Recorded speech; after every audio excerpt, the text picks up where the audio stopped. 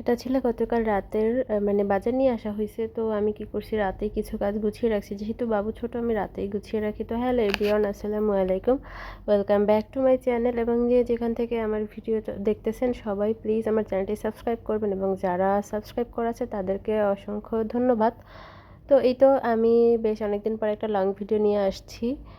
এখানে গতকাল যেহেতু মানে রাতে ডিম নিয়ে আসা হয়েছে, আমি সবসময় চেষ্টা করি ডিমগুলোকে পরিষ্কার করে তারপরে ফ্রিজে রাখার। তো ডিমগুলো আমি কি করেছি, এখানে সিঙ্কের ভিতরে হুইল পাউডার এবং ভিম লিকুইড দিয়ে ডিমগুলো ভিজিয়ে রাখছি, যাতে লেবুরও একটা ঘ্রাণ হয়, এবং হুইল পাউডার দুটো দিয়ে ডিমগুলো পরিষ্কার করছি। এরপরে কাঁচামরিচগুলো বেছে রাখতেছি, কারণ আমি যতটা চেষ্টা করি, মানে যতটা সম্ভব কাজগুলো আমি রাতেই করার চেষ্টা করি।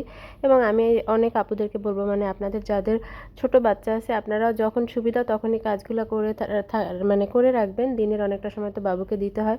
তো এখানে এরপরে এই যে আমার ক্লিনিংয়ের যে পার্টগুলো, মানে ভিম, মানে জিনিস, ক্লিনিংয়ের জিনিস, সরি ভিম, তারপরে আপনার এই যে কি বলে সাবান, তারপরে হ্যান্ড ওয়াশ, সব কিছু এখানে গুছিয়ে রাখছি।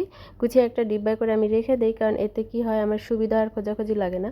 আর এখানে এই যে দুধ, একটু ডাল নিয়ে আসা হয়েছে, আর বাবুর জন্য কিছু ফলগুলো আমি একটা ঝুড়িতে গুছিয়ে রাখছি।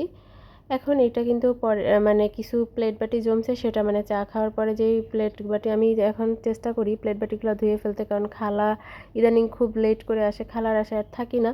তো প্লেট বাটিগুলো আমি ধুয়ে রাখি 7-8টার সাথে। এখানে আমি প্লেট বাটিগুলো ধুয়ে রাখছি। এই প্লেট বাটি ধোয়াটা আমার কাছে সত্যিই অনেক কষ্টের। তো এখন চেষ্টা করতেছি যদি আমার 2টা 3টা হয়, আমি সেই 2টা 3টাও সবসময় ধুয়ে রাখবো, তাহলে আর কষ্ট হবে না। আর খালাকে আমি বলছি ইদানিং আপনি আর প্লেট বাটি ধোবেন না, কারণ যেহেতু সে অনেক লেট করে আসে, তো রাতে এইভাবে বাসি প্লেট বাটি ধুয়ে রাখলে কিন্তু অনেক ময়লা হয়। তো এরপর আমি দেখেন পরদিন সকাল থেকে আবার শুরু করছি। এই ডিমগুলো কিন্তু আমি সারা রাত এভাবে ঝুড়িতে রাখছি, এখন ডিমগুলো শুকিয়ে গেছে।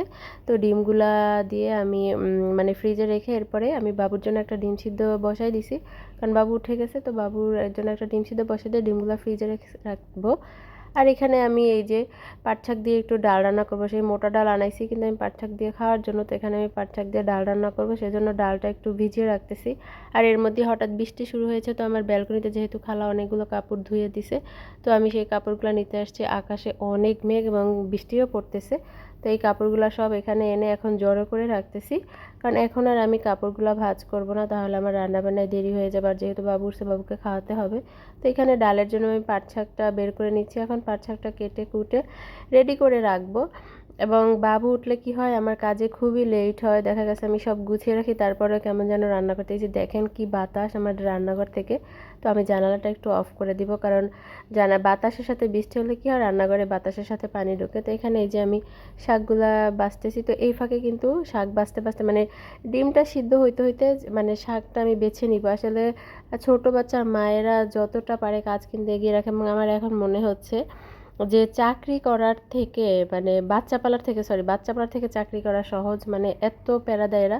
আর এখানে এই যে দেখেন আমার সেই ডালটাও কিন্তু ফুটে গেছে, আর আমি দুপুরে রান্নার জন্য এখানে পোয়া মাছ নিয়েছি। তো মাছটা এখন আমি একটু ভিজিয়ে রাখছি, ভিজিয়ে রাখছিলাম।